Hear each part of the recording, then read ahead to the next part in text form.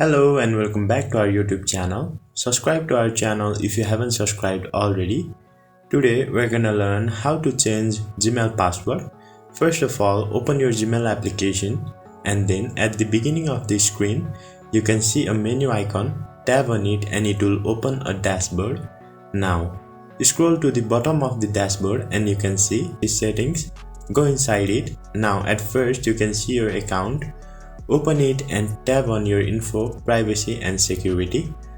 Now you'll reach to this page. Just below your Gmail address, you can see security. Tap on it and you can see the last option saying password. Tap on password and now it will ask you to enter your password in order to confirm it is you.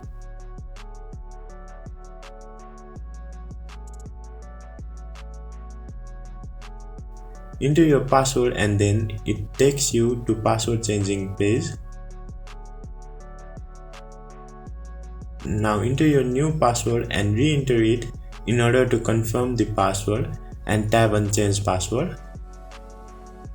Now you have successfully changed your Gmail password.